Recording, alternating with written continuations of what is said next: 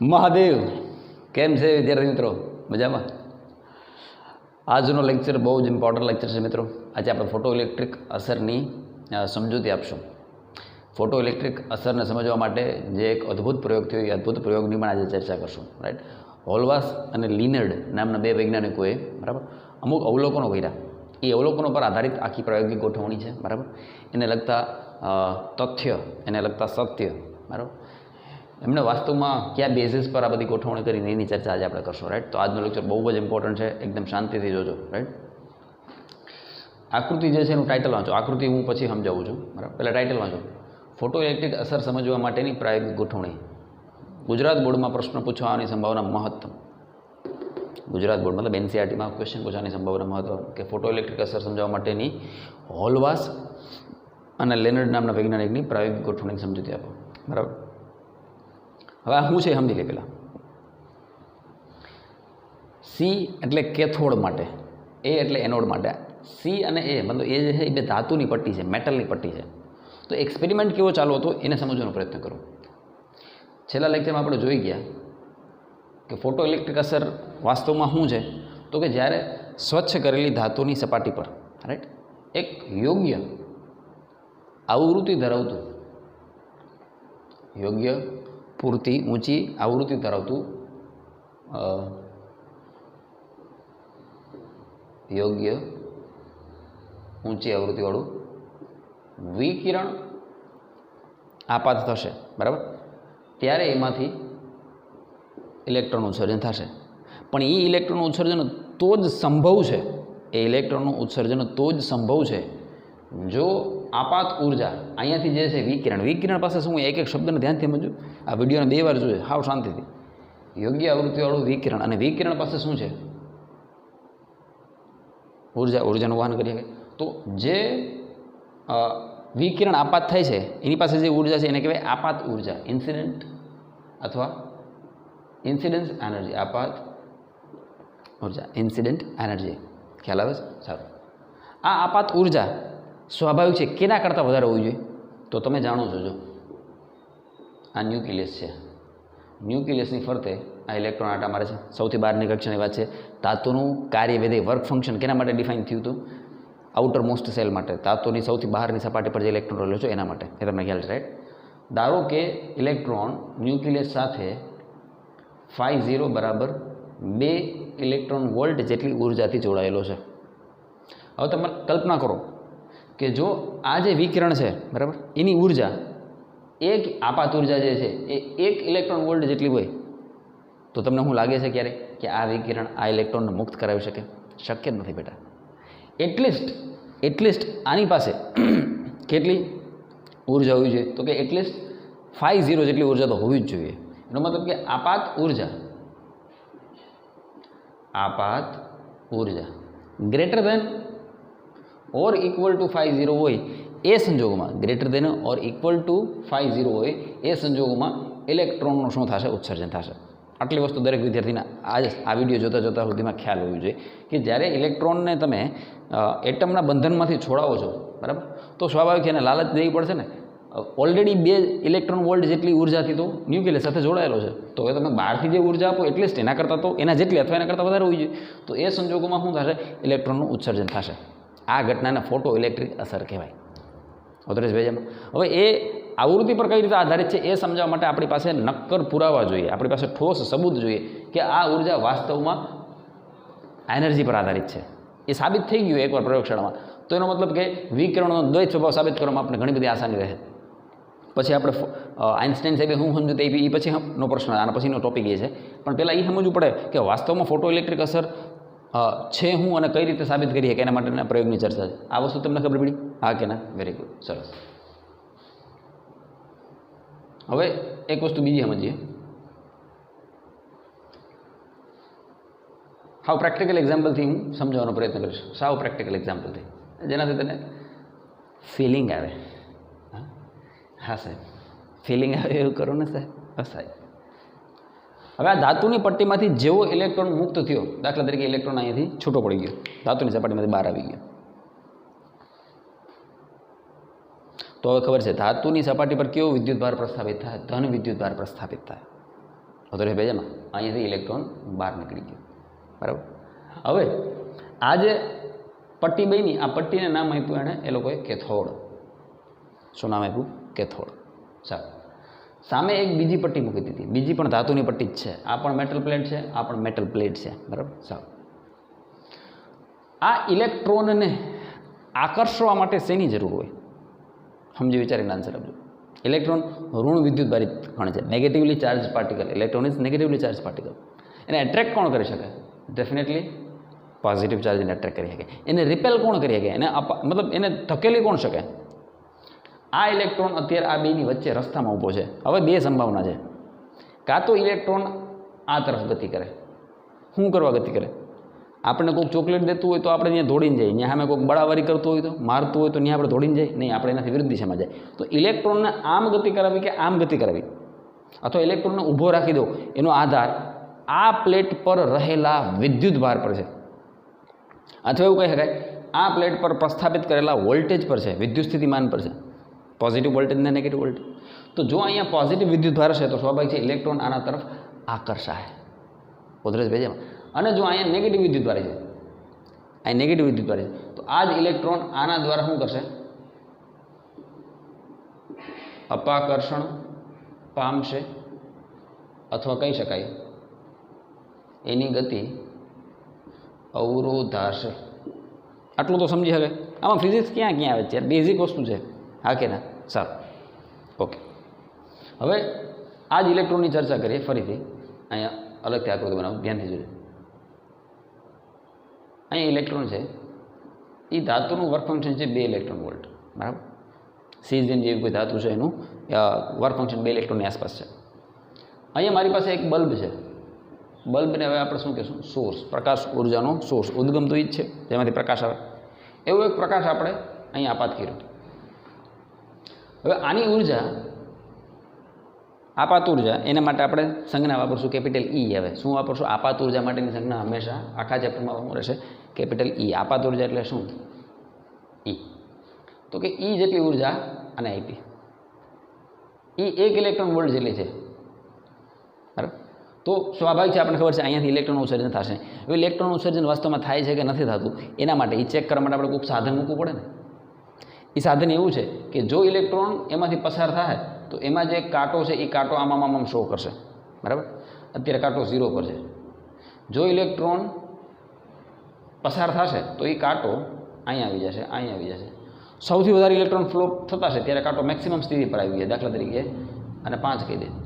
પ્રવાહ નથી વહેતો, ઇલેક્ટ્રોન નથી, ઇલેક્ટ્રોનની ગતિ એટલે હું વિદ્યુત પ્રવાહ, તો પ્રવાહ નથી વહેતો ત્યારે કાંટો 0 પર છે.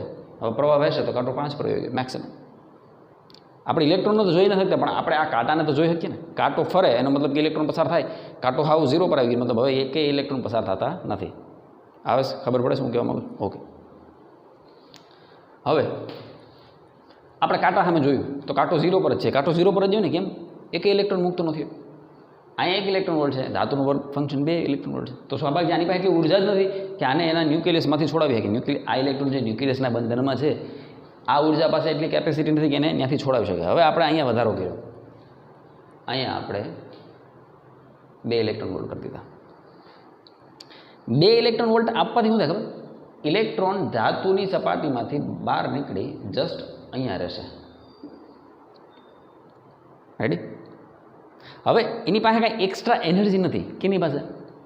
આ ઇલેક્ટ્રોન પાસે કોઈ એક્સ્ટ્રા એનર્જી નથી.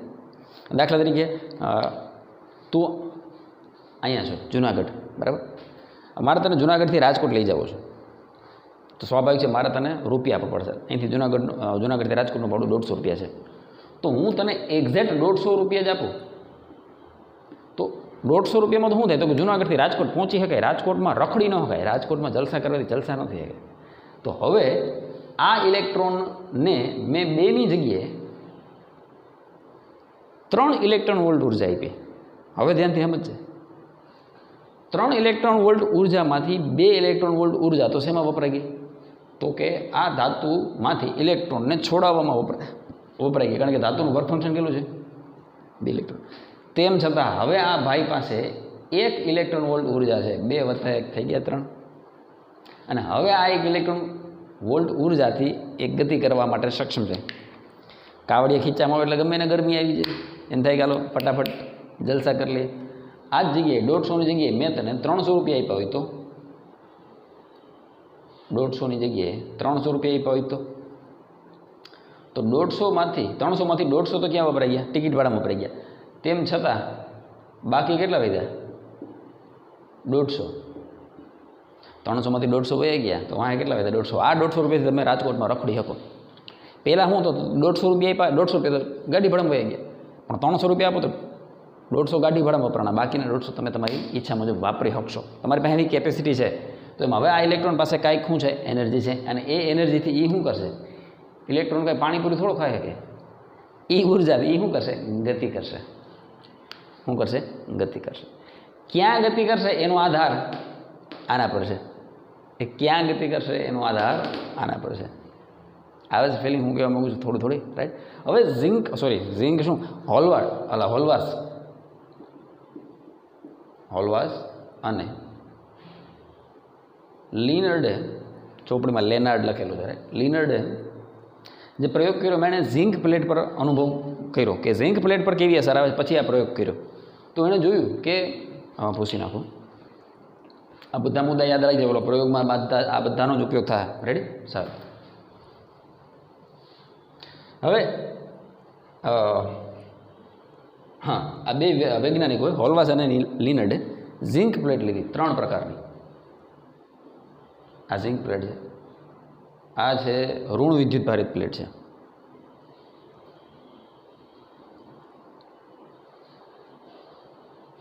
ઋણ વિદ્યુત ભારિત ઝિંક પ્લેટ.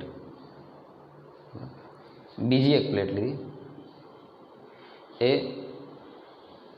તટસ્થ ઝિંક પ્લેટ લીધી. તટસ્થ એટલે ન્યુટ્રલ, બરાબર. અને એક ઝિંક પ્લેટ લીધી, એ ઝિંક પ્લેટ એને લીધી ધન વિદ્યુત ભારિત ઝિંક પ્લેટ. 1896ની આસપાસની વાત છે, 18મી સદીના અંતની આસપાસની વાત છે. આ ત્રણેય પર એણે અલ્ટ્રાવાયોલેટ કિરણોનો મારો ચલાવ્યો, અથવા કોઈ પણ બીજા યોગ્ય ઊંચી આવૃત્તિવાળા વિકિરણોનો મારો ચલાવ્યો. તો એમણે એવું જોયું કે આ ઋણ વિદ્યુત ભારિત જે ઝિંક પ્લેટ છે એનો વિદ્યુત ભાર ઓછો થયો, ઋણ વિદ્યુત ભાર ઓછો થયો. હું ત્રણેયમાં એક વસ્તુ લખી નાખું. દાખલા તરીકે અહીંયા -11 ઇલેક્ટ્રોન છે અને 10 પ્રોટોન છે. 10 પ્રોટોન અને 10 ઇલેક્ટ્રોન હોય એ સ્થિતિ આ -10 ઇલેક્ટ્રોન પ્લસ 10 પ્રોટોન. આમાં એવું છે, ધન વિદ્યુત ભારિત પ્લેટ છે, એનો મતલબ કે 11 પ્રોટોન છે અને -10 ઇલેક્ટ્રોન છે. પ્રોટોન વધારે એટલે ધન વિદ્યુત ભારિત, પ્રોટોન ન્યુટ્રોન સરખા એટલે તટસ્થ. ઇલેક્ટ્રોન વધારે -11 ઇલેક્ટ્રોન છે, પ્રોટોન 10 જ છે એટલે ઋણ વિદ્યુત ભારિત પ્લેટ. હવે જો છે ઇલેક્ટ્રોન ઋણ વિદ્યુત ભારિત કોણ છે? તો જ્યારે ઝિંક પ્લેટ પર વિદ્યુત ચુંબકીય વિકિરણ, અલ્ટ્રાવાયોલેટ કે દ્રશ્ય પ્રકાશ કે બીજું કોઈ પણ વિકિરણ જ્યારે આપાત થશે, જો એની પાસે એવી ક્ષમતા હશે કે એ ધાતુના કાર્યવિધિ કરતાં વધારે ઉર્જા આપી શકે, તો અહીંથી ઇલેક્ટ્રોનને મુક્ત કરાવી શકશે. એ વાત તો ફાઇનલ છે.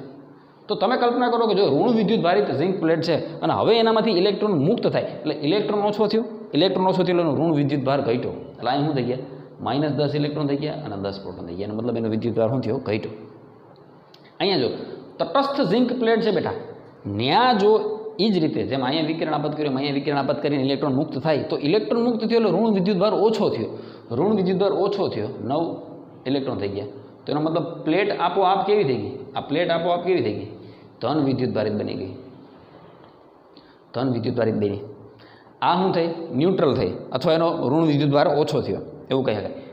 -11 તો મેં તને ઉદાહરણ માટે તને ફિલિંગ આવે એટલા માટે કીધું. બની શકે કે 12 હોય, 13 હોય, 13 હોય તો 12 થઈ જાય, 12 હોય તો 11 થઈ જાય, 11 હોય તો 10 થઈ ગયા.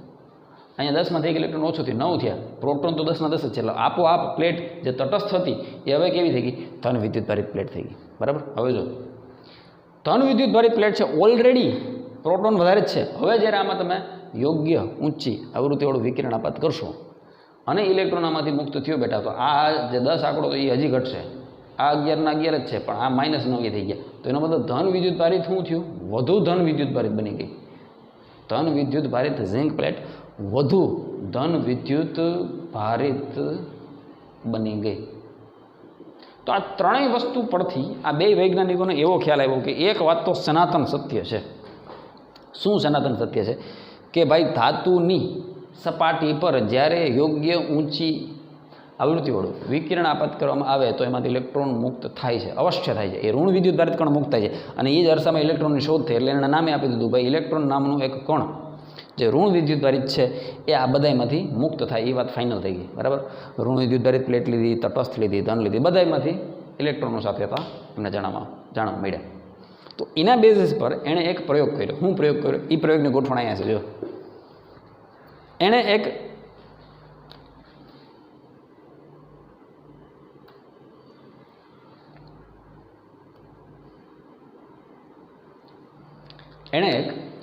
शून्यावकाश काचनी बारी लीधी, मतलब आखो आखो एक चेम्बर लीधी काचनी। शून्यावकाश एटले एमां वेक्यूम क्रिएट कर दीधुं। शुं कर दीधुं? अवकाश क्रिएट कर दीधुं, बराबर।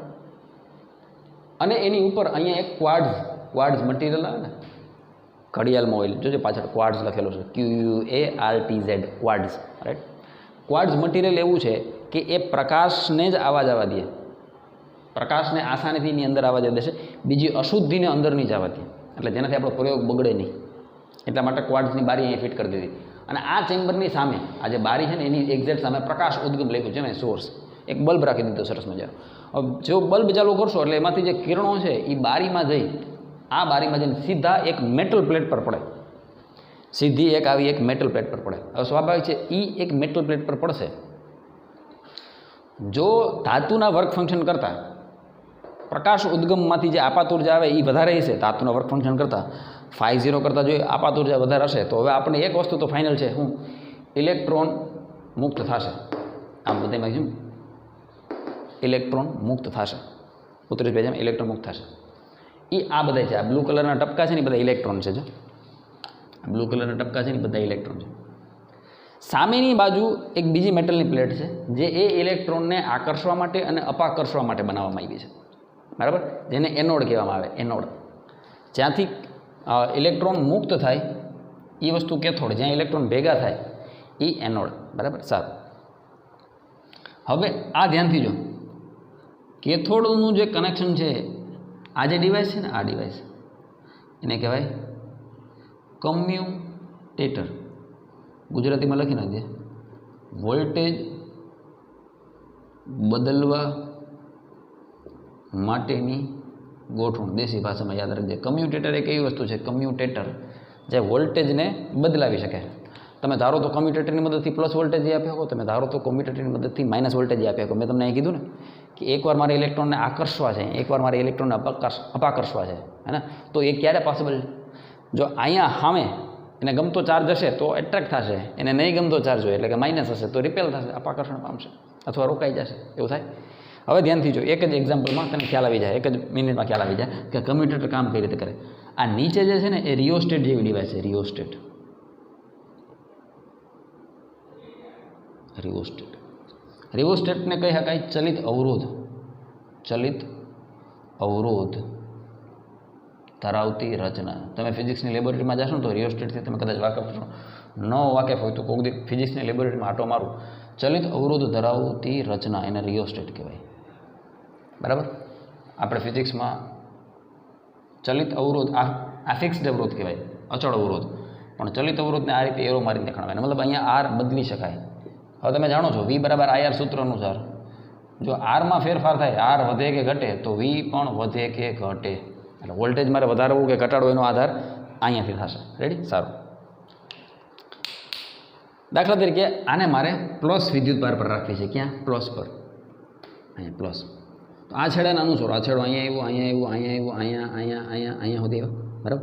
अहींया मारे प्लस जतुं छे, राइट, अहींया मारे प्लस जतो, तो अहींया प्लस क्या है? बेटरीनो प्लस क्या है? अहींया जो अहींया आ एनो मतलब आ छेड़ो प्लस है अने आ छेड़ो बाय डिफॉल्ट माइनस है। हूँ अलग पेन वापरूँ। बेटरीना जे छेड़ा है ने, बेटरीना जे छेड़ा ए अहींया छे प्लस अने माइनस, अने आपणे जे प्लस अहींया जोईए छे ए प्लस अहींया आवशे। हवे ध्यानथी जो आ जे स्विच है,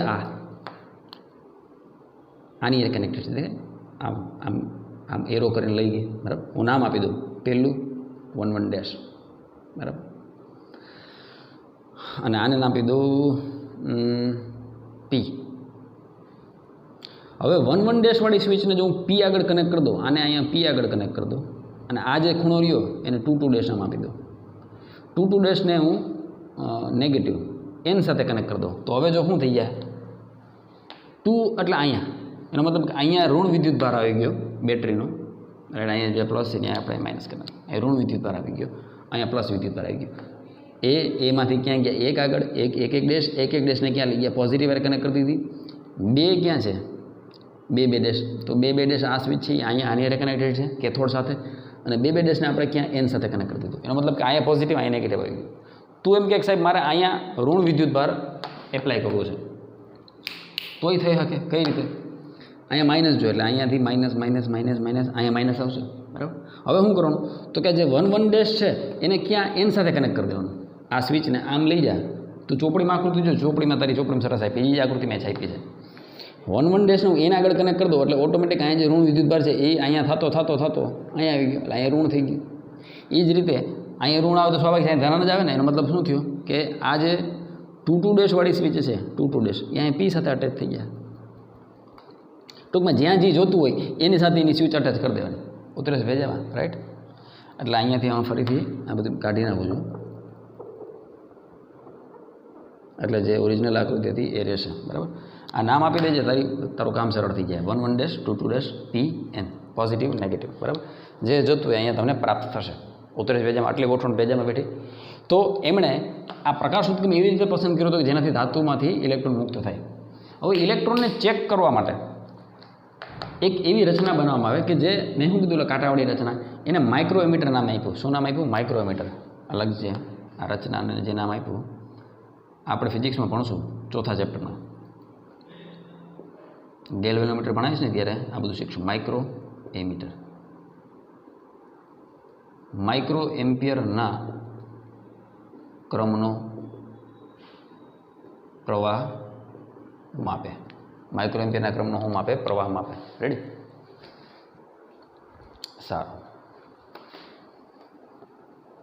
હવે એક વસ્તુ તો આપણે ક્લિયર થઈ કે ઇલેક્ટ્રોન મુક્ત થઈ શકે એમ છે, બરાબર. મુક્ત થઈને આગળ શું કરશે એની ચર્ચા હવે કરીએ. જો અહીંયા પ્લસ વિદ્યુતભાર છે, દાખલા તરીકે આપણે પ્લસ વિદ્યુતભાર સેટ કર્યો, તો હવે આ એરો સમજી શકાય ને કે આ એરો બધા આ બાજુ શું કરવા મારેલા, કારણ કે સ્વાભાવિક છે અહીંયા આપણે શું સેટ કરેલો છે, પ્લસ સેટ કરેલો છે, તો સ્વાભાવિક છે કે આ બધા જ ઇલેક્ટ્રોન આ તરફ આકર્ષાય. ઉતરેશ ભેજામાં, સારું. હવે સ્વાભાવિક છે, હું તારી સામે ઊભું છું, તું ફોનમાંથી મને 50 રૂપિયાની નોટ દેખાડશ, તો મારી તારા તરફ આવવાની જે ગતિ છે એ એટલી બધી વધારે નહીં હોય. 50 રૂપિયામાં હું જાઉં, તું 50ની જગ્યાએ 100ની નોટ કરી દે, તો હવે એમ થાય કે હાલો 100 રૂપિયા, હે ને, 100 રૂપિયા માટે માણસ ગતિ કરી. તો 100ની જગ્યાએ 500 રૂપિયાની નોટ રાખી દીધી, તો હવે એમ થાય કે ઘરનું 4 વ્હીલમાં થોડુંક પેટ્રોલ નખાઈ જાય 500 રૂપિયામાં. તો એ નોટ તે 1000ની કરી દીધી, તો દોડે. એની જગ્યાએ તો એક ગુલાબી નોટ કરી દીધી, ગુલાબી એટલે 2000ની નોટ કરી દીધી, તો સાહેબ દોડતા આવશે. શું કરવા, 2000ની નોટ વધારે એટ્રેક્ટ કરે છે, એની પાસે વધારે પાવર છે. એમ અહીંયાથી તમારી પાસે એવી સુવિધા છે કે તમે વોલ્ટેજને વધારી શકો. શરૂઆતમાં તમે ઇલેક્ટ્રોનને 50 રૂપિયા દેખાડ્યા, તો એ ધીરે ધીરે ગતિ કરશે એનો અર્થ. હવે તમે એને 100 રૂપિયા દેખાડો, ઇલેક્ટ્રોનની ગતિ વધી, 500 દેખાડ્યા, હજી ગતિ વધી, 2000 દેખાડ્યા, હજી ગતિ વધી. એક હદ સુધી જ્યાં તમે વોલ્ટેજ વધારશો ત્યાં સુધી પ્રવાહ વધશે. એક હદ સુધી વોલ્ટેજ વધારતા આ ઇલેક્ટ્રોનની અહીંયા આવવાની ગતિ વધશે. એ પછી તમે જે 2000ની જગ્યાએ કદાચ 5000 આપશો તો હવે એની ગતિ નહીં વધે. અને આવા ઇલેક્ટ્રોનની ગતિના કારણે જે પ્રવાહની રચના થાય એવા પ્રવાહને કહેવાય સંતૃપ્ત પ્રવાહ. કેવો પ્રવાહ, સંતૃપ્ત. હવે ઇલેક્ટ્રોનથી વધારે દોડી શકાય એમ નથી. 2000 સુધી એને લાલચ હતી ત્યાં સુધી વધારે બધી ગતિ કરી, 2000ને કદાચ 5000 કરશો તો ઇલેક્ટ્રોનની ગતિ નહીં વધે. ઉતરેશ ભેજામાં આવે છે ફિલિપ. તો આના સંદર્ભમાં, તીવ્રતાના સંદર્ભમાં, તીવ્રતા અને પ્રવાહને એક ચોક્કસ સંબંધ છે. ઇલેક્ટ્રોનની ગતિ એટલે શું, ઇલેક્ટ્રોનની ગતિ એટલે શું, વિદ્યુત પ્રવાહ. અને તીવ્રતા એટલે શું, તો કે અહીંયા જે તમે લેમ્પ રાખો છો એ લેમ્પ જો તમે એના વોટ બદલાવો, છેલ્લા લેક્ચરમાં મેં તમને સમજાવ્યું હતું 50 વોટ 150 વોટ પીળા કલરનો બલ્બ, અહીંયા આપણી પાસે એક પીળા કલરનો બલ્બ છે. પહેલી વાર જ્યારે મેં પ્રયોગ કર્યો ત્યારે મેં અહીંયા 50 વોટથી પ્રયોગ કર્યો, ઇલેક્ટ્રોન મુક્ત થયા. એનો મતલબ કે પીળા કલર માટે ઇલેક્ટ્રોન મુક્ત થાય. પીળા કલરની આવૃત્તિ પાસે એટલી સફિશિયન્ટ ઉર્જા છે કે જે એના કાર્યવિધિ કરતાં વધારે છે, એટલે ઇલેક્ટ્રોન મુક્ત થશે. પછી મેં એક પ્રયોગ કર્યો પીળા કલરના બલ્બમાં 100 વોટ માટે, અને પછી મેં એક પ્રયોગ કર્યો 150 વોટ માટે. આ વસ્તુ અત્યારે હું તમને સમજાવવા જઈ રહ્યો છું, શાંતિથી જોજો, બરાબર. પહેલાં 50 વોટના બલ્બ માટેની સ્થિતિ છે, પછી 100 વોટના બલ્બ માટે, અને પછી 150 વોટના બલ્બ માટે કેવી સ્થિતિનું નિર્માણ થઈ જોઈએ. આ બાજુનું કાંઈ તને લાગતું હોય નોટ ડાઉન કરવા જેવું તો કરજે, બરાબર. બાકી બધું ચોપડીમાં આપેલું જ છે, શાંતિથી વાંચે. એક એક શબ્દ વાંચે ટેક્સ્ટબુકનો. હું ભૂસી અને ફટાફટ આપણે આગળની ચર્ચા કરીએ, રાઈટ.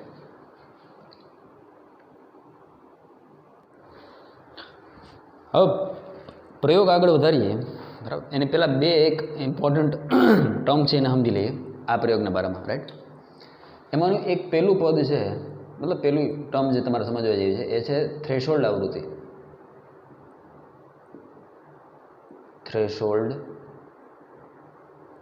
આવૃત્તિ F0, બરાબર. ઇંગ્લિશમાં કહેવાય થ્રેશોલ્ડ ફ્રીક્વન્સી. Threshold frequency. અત્યાર સુધી આપણે એટલો તો ખ્યાલ આવી ગયો કે આપાત વિકિરણની જે ઉર્જા છે એ એના આવૃત્તિના સમપ્રમાણમાં છે. તો થ્રેશોલ્ડ આવૃત્તિનો મતલબ સમજીએ. ધાતુના વર્ક ફંક્શનથી રિલેટેડ આ વસ્તુ છે, બરાબર. અહીંયા એક મેટલ પ્લેટ છે, બરાબર. એના પર આપણે કોઈ વિકિરણને આપાત કર્યું. આ જે વિકિરણ છે એની આવૃત્તિ છે ફોર એક્ઝામ્પલ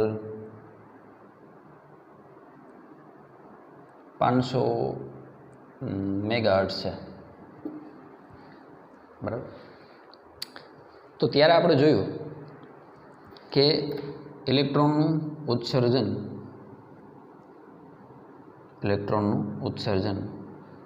થતું નથી. હવે 500ની બદલે આપણે સીધી ફ્રીક્વન્સી 600 કરી દીધી, કારણ કે આપણે જોયું કે 500 મેગાહર્ટ્ઝ પર ઇલેક્ટ્રોનનું ઉત્સર્જન થતું નથી. તો ફ્રીક્વન્સી આપણે કેટલી કરી દીધી? 600 મેગાહર્ટ્ઝ. તો 600 મેગાહર્ટ્ઝમાં એવું જોવા મળ્યું કે ઇલેક્ટ્રોનનું ઉત્સર્જન થાય છે. ઇલેક્ટ્રોનનું ઉત્સર્જન થાય છે. હવે આપણે થ્રેશોલ્ડ આવૃત્તિ સમજવી છે. મેં શું કીધું, ઉદાહરણથી સમજશું દરેક વસ્તુ. આપણે આવૃત્તિને ઓછી કરતા ગયા, 600ની જગ્યાએ 575 કરી તો ઇલેક્ટ્રોન ઉત્સર્જન થયું, બરાબર. 560 કરી તો ઇલેક્ટ્રોન ઉત્સર્જન થયું. આપણે 550 આવૃત્તિ કરી દીધી, 550 મેગાહર્ટ્ઝ. તોય ઇલેક્ટ્રોનનું ઉત્સર્જન થાય છે.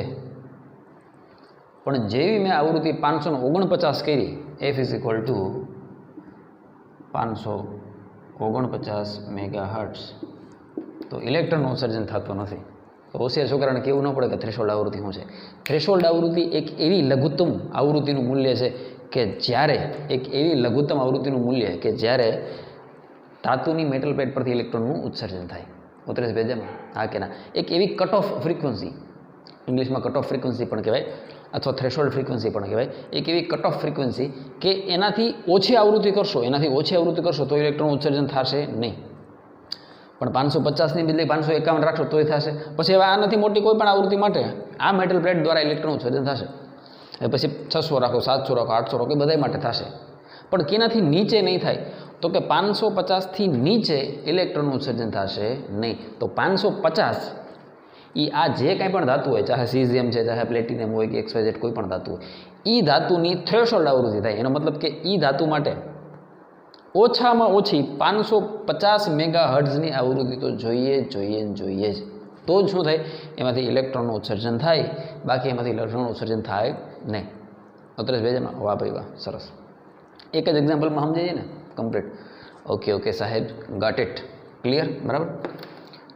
તો આ છે થ્રેશોલ્ડ આવૃત્તિ. ઓલી ઝિંક પ્લેટ, ટેક્સ્ટબુકમાં જે ઝિંક પ્લેટનું લખાણ લખેલું છે ને NCERTમાં, એની સાથોસાથ એક નાનકડો પોઈન્ટ આપ્યો છે, થ્રેશોલ્ડ આવૃત્તિ શું છે, બરાબર. આ ખ્યાલ આવી ગયો? ઓકે. लिखना हो तो लिख लेना उदाहरण, बराबर. पॉज करके एक आ मुद्दो હતો, પછી આપણે પ્રયોગ આપણો ચાલુ કરીએ. હોલવાસ અને લિનર્ડે જે એક્સપેરિમેન્ટ કર્યો એની એક્સપેરિમેન્ટની ચર્ચા કરશું, બરાબર. તો થ્રેશોલ્ડ આવૃત્તિ શું? તો કે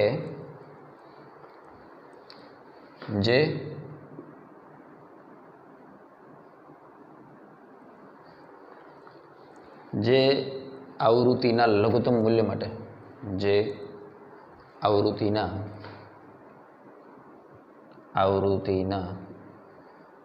લઘુત્તમ મૂલ્ય માટે આપેલી ધાતુની સપાટી પરથી ઇલેક્ટ્રોનને શું કરી શકાય? મુક્ત કરી શકાય.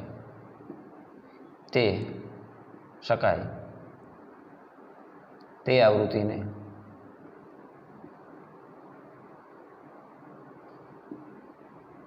તે ધાતુની શું કહેવાય? થ્રેશોલ્ડ આવૃત્તિ F0 કહે છે. ટેક્સ્ટ બુકમાં ઓલું ન્યૂ વાપરે છે, ન્યૂ પણ હું ન્યૂ નથી લખતો. બાળકો એમાં વેગ આરે કન્ફ્યુઝ થાય છે, વેગના સિમ્બોલ આરે, ન્યૂના સિમ્બોલ આરે, એટલે હું F0 જ લખું છું. બરાબર, ઓકે.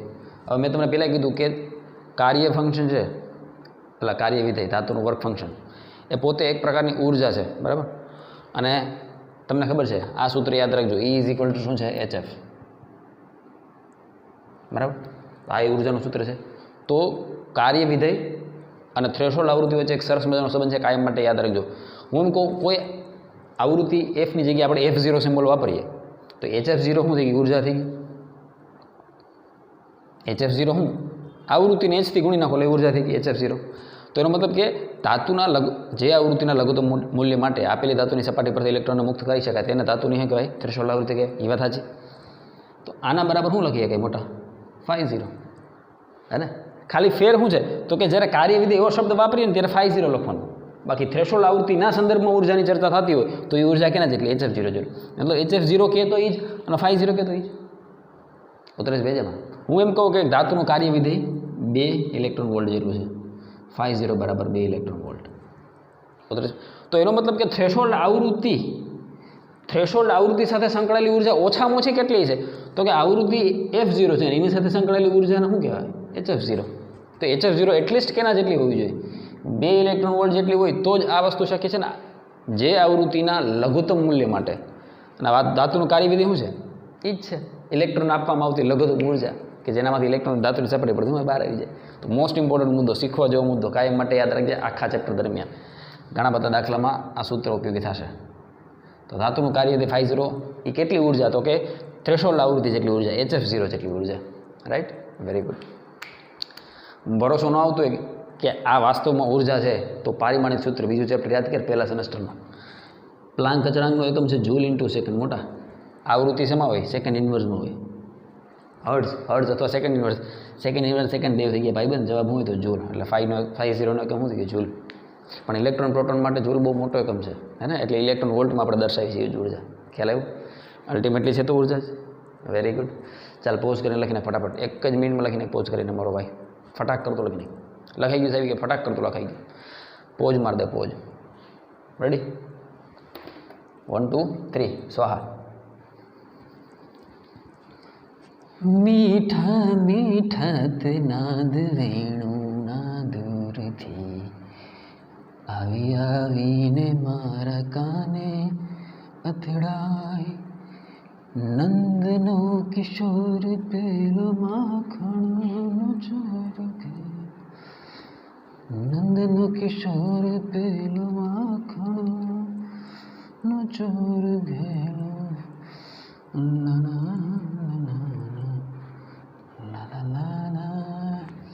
હાલો, એક આ વસ્તુ મારે તમને સમજાવી હતી, થ્રેશોલ્ડ આવૃત્તિ. અને બીજું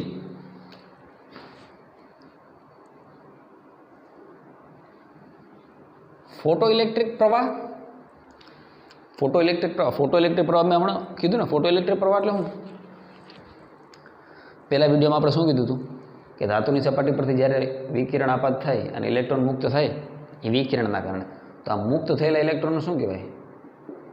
ફોટો ઇલેક્ટ્રોન. અને આવા ઇલેક્ટ્રોન જ્યારે દોડતા હોય આ ધાતુની સપાટી પરથી જ મુક્ત થયા, પણ કેના કારણે? વિકિરણના કારણે મુક્ત થયા. તો આ બધાને ફોટો ઇલેક્ટ્રોન કહેવાય. સારું, વિકિરણ એટલે પ્રકાશ, એન્ડ પ્રકાશનો નાનકડો પાર્ટિકલ કોણ છે? ફોટોન. એ બધી ચર્ચા આપણે આવનાર સમયમાં કરશું. બરાબર. तो आ इलेक्ट्रॉन फोटो इलेक्ट्रॉन कहवाय। જ્યારે આવા ફોટો ઇલેક્ટ્રોન દોડતા હોય તો એને શું નામ અપાય? ફોટો વિદ્યુત પ્રવાહ। આ બધા જે છે એ કેવા ઇલેક્ટ્રોન છે? ફોટો ઇલેક્ટ્રોન છે। રેડી? ફોટો ઇલેક્ટ્રોન, ફોટો વિદ્યુત પ્રવાહ।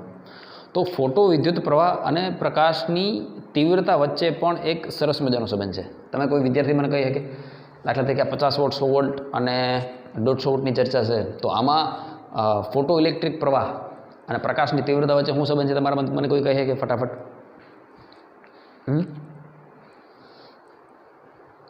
કોઈ વિદ્યાર્થી કહી શકે કે શું સંબંધ છે? આ લેખ સમજવા જેવું છે, કારણ કે આનો આપણે ઉપયોગ થશે। અહીંયા એક્સ એક્સિસ પર આપણે લઈ લઈએ પ્રકાશની તીવ્રતા અને વાય એક્સિસ પર લઈ લઈએ આપણે ફોટો ઇલેક્ટ્રિક પ્રવાહ। તો આ બેનો આલેખ કેવો આવે? હવે તીવ્રતા વોટ સાથે સંબંધિત છે, 50 વોટ 100 વોટ 150 વોટ। ધારી લે કે 50 વોટના બલ્બમાંથી પ્રતિ સેકન્ડ 50 ઇલેક્ટ્રોન મુક્ત થાય છે, પ્રકાશિત કણો વાસ્તવમાં ફોટોન છે બરાબર, પણ ઇલેક્ટ્રોનના સંદર્ભમાં સમજ લે કે 50 ઇલેક્ટ્રોન છે, એટલે 50 ફોટોન છે, એ 50 ફોટોન 50 ઇલેક્ટ્રોનને અહીંયાથી મુક્ત કરે પ્રતિ સેકન્ડ। આ પ્લેટ પર 50 ફોટોન પડ્યા, 1 2 3 4 ફોટોનો સમજતા કંઈ નહીં, 50 પ્રકાશના કિરણો પડ્યા, અટાણે એવું સમજ 50 પ્રકાશના કિરણો પડ્યા, તો એણે 50 ઇલેક્ટ્રોનને મુક્ત કર્યા। કોના કિસ્સામાં? 50 વોટના બલ્બના કિસ્સામાં પ્રતિ સેકન્ડ બરાબર। તો 100 વોટ માટે શું થાય? તો કે પ્રતિ સેકન્ડે કેટલા ઇલેક્ટ્રોન મુક્ત થયા? 100 ઇલેક્ટ્રોન। 150 વોટના બલ્બના કિસ્સામાં શું થાય?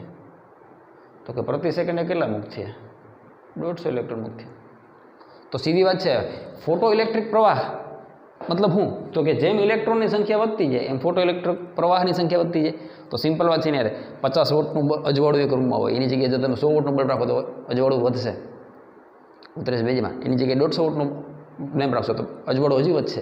તો એનો મતલબ કે જેમ તીવ્રતા વધશે એમ શું વધશે? ફોટો ઇલેક્ટ્રોનની સંખ્યા વધશે, ફોટો ઇલેક્ટ્રોનની સંખ્યા વધશે એમ ફોટો ઇલેક્ટ્રિક પ્રવાહ પણ વધશે। તો આ આલેખ છે ને બેટા સુલેખ આવે છે, આ બધા આલેખ કોમ્પિટિટિવ એક્ઝામમાં પૂછાઈ ગયા। આ છે ફોટો ઇલેક્ટ્રિક પ્રવાહ અને આ છે ઇન્ટેન્સિટી, પ્રકાશની તીવ્રતા આઈ, બે માટેનો સિમ્બોલ આઈ જ છે, કન્ફ્યુઝ ન થતા બરાબર। ઇન્ટેન્સિટી અને ઇલેક્ટ્રિક કરંટ આઈ, ક્લિયર? આ બે મુદ્દા સમજાવ્યા પછી હવે હું તમને નિશ્ચિંતપણે હોલવાસ અને લિનેડના પ્રયોગની ચર્ચા કરશું બરાબર।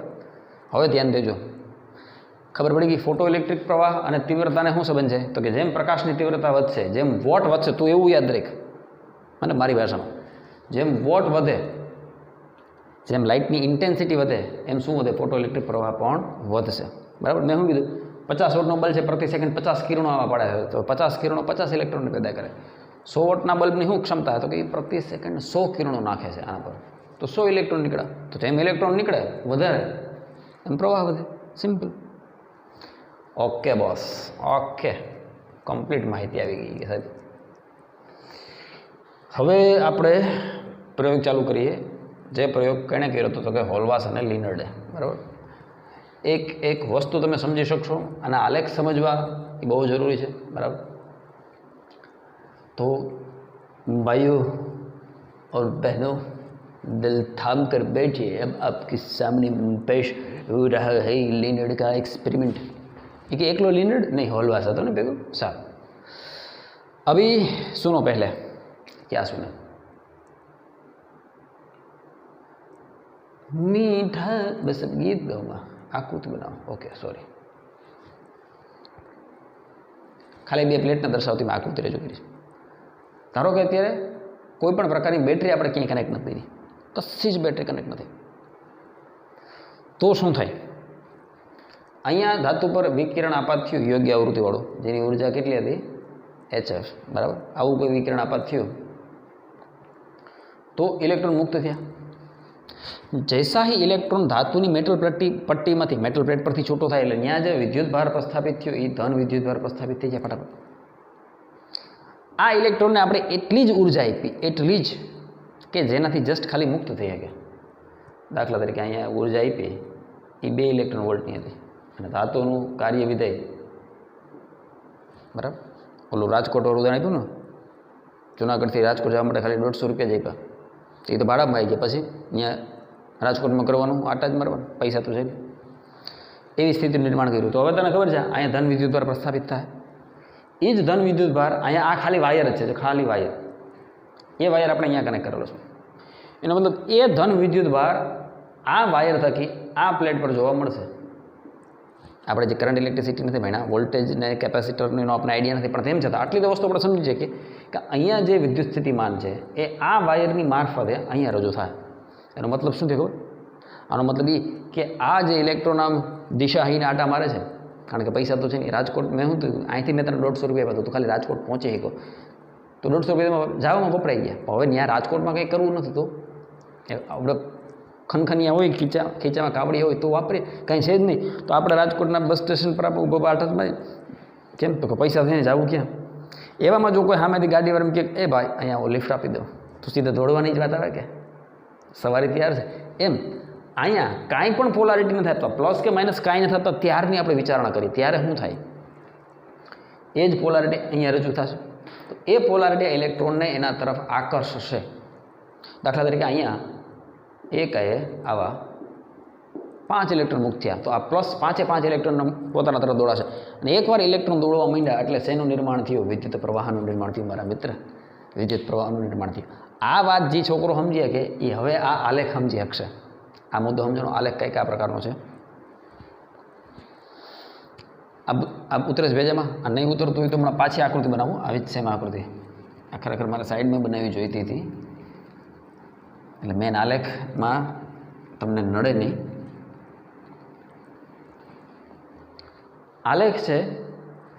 હવે ઇલેક્ટ્રોનને છે ને, ઇલેક્ટ્રોન આ પ્લેટ આગળ ભેગા થાય, જ્યાં ભેગા થાય, જ્યાં કલેક્ટ થાય એ ઇંગ્લિશમાં કલેક્ટર કહેવાય. તો તારી એનસીઆરટીમાં એક એવો શબ્દ લખેલો છે કલેક્ટર પ્લેટ તરફ.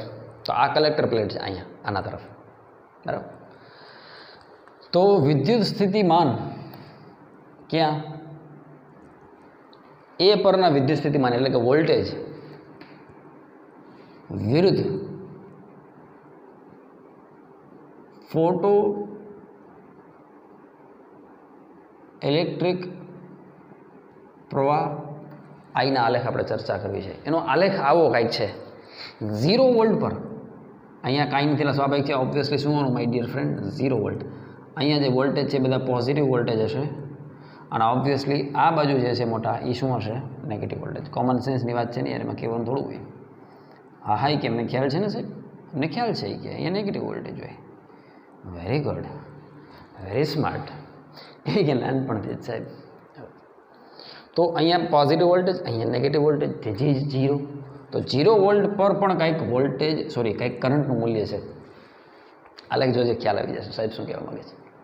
એ શા માટે? તો મેં તને કીધું ને કે કાંઈ પણ વોલ્ટેજ આપણે નથી જોડેલો, ત્યારે પણ જ્યારે આના પર ઉર્જા આપા થશે અને ઇલેક્ટ્રોન મુક્ત થશે, જેવા ઇલેક્ટ્રોન મુક્ત થયા બેટા એટલે અહીંયા પર શું આવી ગયો? ધન વિદ્યુતભાર.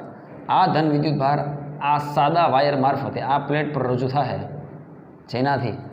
જેનાથી શું થાય? તો કે બધા જ ઇલેક્ટ્રોન આ પ્લેટ તરફ આકર્ષાય, અને પ્લેટ તરફ આકર્ષાય એટલે 0 વોલ્ટેજ જે પણ ઇલેક્ટ્રોનનું વહન થયું, ઇલેક્ટ્રોન તારા તરફ આવે એનો મતલબ વિદ્યુત પ્રવાહનું વહન થયું. એનો મતલબ 0 વોલ્ટેજ જે પણ આપણી પાસે કંઈક વિદ્યુત પ્રવાહ છે. હવે જોજો, એક જ સેકન્ડમાં આખું ગ્રાફ સમજાય મોટા, અને તો જ ફિલિંગ આવશે તને અંદરથી. હો મારો ભાઈ, પ્લીઝ બી રેડી, રાઈટ.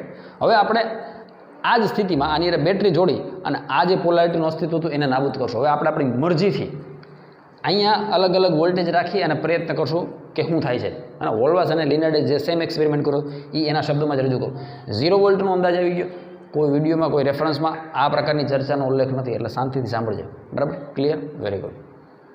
આ 0 વોલ્ટની આકૃતિ સ્પેસિફિકલી 0 વોલ્ટ માટેની આકૃતિ ડ્રો કરવી કરી લેજે. ક્લિયર? હવે જો એ જ વસ્તુની ચર્ચા કરશું આપણે. બરાબર? હવે આપણી પાસે કમ્યુટેટર છે. કમ્યુટેટર એક એવી વસ્તુ છે કે જેની મદદથી આપણે વોલ્ટેજ ઈચ્છા પ્રમાણે આ બે પ્લેટ પર આપી શકશું. બરાબર? ઉધરસ પેજમાં અહીંયા પ્લસ રાખવું હોય તો પ્લસ એ આપી શકશું, અહીંયા માઇનસ રાખવો હશે તો માઇનસ પણ આપી શકશું. ઉધરસ પેજમાં સારું. તો અત્યારે આપણે પ્લેટ એ પર પોઝિટિવ વિદ્યુતભાર રાખી અને પ્રયોગને આગળ વધારવાનો પ્રયત્ન કરશું. બરાબર? ત્યાંથી અને શાંતિથી સાંભળજો, એકદમ મસ્તીથી.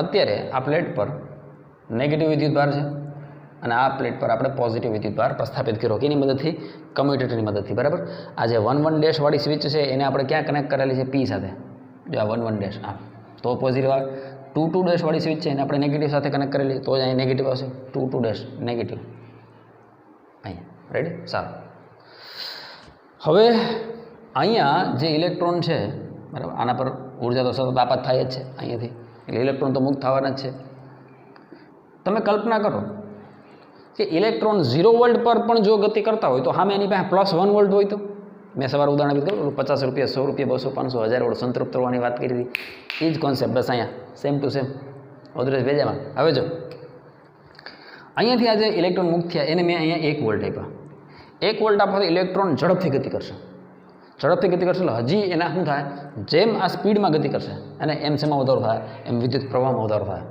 જેમ સ્પીડથી ગતિ કરશે એમ શેમાં વિદ્યુત હે ને મેં શું કીધું 50ની નોટ 100ની નોટ 200 500 અને 2000માં તો સ્વાહા હા કે 1 વોલ્ટ પર હજી આપણે વધારે પ્રવાહ મળ્યો પ્રવાહ કેવો મળ્યો આપણે વધારે પ્રવાહ મળ્યો પછી મેં 1ની જગ્યાએ +2 વોલ્ટ કરી દીધા પ્રવાહમાં હજી વધારો થયો 3 વોલ્ટ કર્યા આ 2 માટે 3 માટે 4 વોલ્ટ કર્યા હવે પ્રવાહ વધતો નથી 3 વોલ્ટે જેટલો પ્રવાહ હતો એટલો જ પ્રવાહ મને 4 વોલ્ટે જોવા મળ્યો 3 વોલ્ટે જેટલો પ્રવાહ હતો એટલો 4 વોલ્ટે જોવા મળ્યો મેં 5 વોલ્ટ કરી દીધા તો હવે પ્રવાહમાં વધારો થતો નથી કારણ કે જેટલા પણ ઇલેક્ટ્રોન અહીંયાથી મુક્ત થયા બેટા એક વસ્તુ સમજો કે અહીંયા 10 ઇલેક્ટ્રોન મુક્ત થયા હતા કેટલા 10 ઇલેક્ટ્રોન મુક્ત થયા હતા શરૂઆતમાં 0 વોલ્ટ પર બની શકે કે એક જ ઇલેક્ટ્રોન અહીં સુધી પહોંચ્યો હોય 10માંથી એક જ ઇલેક્ટ્રોન અહીં સુધી પહોંચ્યો હોય બધા એમ ઘૂમરા મારે છે 10માંથી એકનું ધ્યાન પડી ગયું કે આમે સવારી ખાલી છે તો એ 10માંથી 2નું વહી ગયું 1 વોલ્ટ કર્યું ને તેમાં 10માંથી બની શકે કે 2નું ધ્યાન પડી ગયું સામે +1 વોલ્ટ એટ્રેક્ટ કરે છે 10માંથી 2 ની આવી ગયા જેમ જેમ વોલ્ટેજ વધતા જાય એમ બધા ધીરે ધીરે બધા જ ઇલેક્ટ્રોન આ તરફ આકર્ષવાનો પ્રયત્ન થાય તો અહીંયાથી મેક્સિમમ જેટલા ઇલેક્ટ્રોન મુક્ત થવાના હતા એ થઈ ગયા અને હવે તમે 3 વોલ્ટે આ 10 ઇલેક્ટ્રોન અહીંયા પહોંચી ગયા હવે અહીંયા આકર્ષવા જેવું કોઈ છે જ નહીં જેટલા પણ આકર્ષવાના હતા એ બધાને આકર્ષીને આ બાજુ આપણે ભેગા કરી દીધા હવે અહીંયા એક મુક્ત ઇલેક્ટ્રોન છે જ નહીં મુક્ત ઇલેક્ટ્રોન વહેતો નથી હવે ઇલેક્ટ્રોન વહેતો નથી મતલબ મુક્ત ઇલેક્ટ્રોન આ બાજુ ગતિ નથી કરતો તો વિદ્યુત પ્રવાહનું પણ શું નહીં થાય વહન નહીં થાય તો એનો મતલબ કે 3 વોલ્ટે બધા જ ઇલેક્ટ્રોન 10 ઇલેક્ટ્રોન અહીંયા પહોંચી ગયા એનો મતલબ હવે પ્રવાહમાં વધારો નહીં થાય 10 તો આવી ગયા એ જ હવે પરિપથમાં ફરશે ઇલેક્ટ્રોન ક્યાંથી ક્યાં આમ ફરશે પરિપથમાં અહીંથી એ અહીંયા આવી ગયા પાછા આનાથી એટ્રેક્ટ થાય અહીંયા આવી ગયા પાછા આનાથી એટ્રેક્ટ થાય અહીંયા આવી ગયા પાછા આનાથી એટ્રેક્ટ થાય ઉત્તર એ પરિપથમાં શું કરશે ફર્યા કરશે બરાબર છે તો એનો મતલબ કે હવે પ્રવાહ વધારે ન થતો 3 વોલ્ટે જે પ્રવાહ છે એ 4 વોલ્ટે એ 5 વોલ્ટે તો આવા પ્રવાહને હે ને હવે વોલ્ટેજ વધારવાથી હવે વોલ્ટેજમાં વધારો કરવાથી ફોટો ઇલેક્ટ્રિક પ્રવાહમાં વધારો થતો નથી આવા પ્રવાહને સંતૃપ્ત પ્રવાહ કહે છે પેજ નંબર 390 91 પરથી આ બધું લખાણ તને મળી રહે ચોપડીના બરાબર પેજ નંબર 389 90 91 પર આ બધું લખાણ હશે વારા પરથી એક ફોટો ઇલેક્ટ્રિક અસર ચોપડીનું ટાઇટલ ચેન્જ છે એમાં ત્યાંથી એક શબ્દ શાંતિથી વાંચતો જાય એક શબ્દ બધું જ સમજાશે બરાબર ઇંગ્લિશમાં કહેવાય સેચ્યુરેશન કરંટ શું કહેવાય સંતૃપ્ત એટલે સેચ્યુરેશન કરંટ ઉતરે ભેજમાં આ કે ને આનું હજી એક સરસ સમજૂતી આપું આ 10 ઇલેક્ટ્રોન હતા ને આજે ઓલું મેં 50 રૂપિયા 100 રૂપિયા 200 રૂપિયા 500 રૂપિયા 1000 અને 2000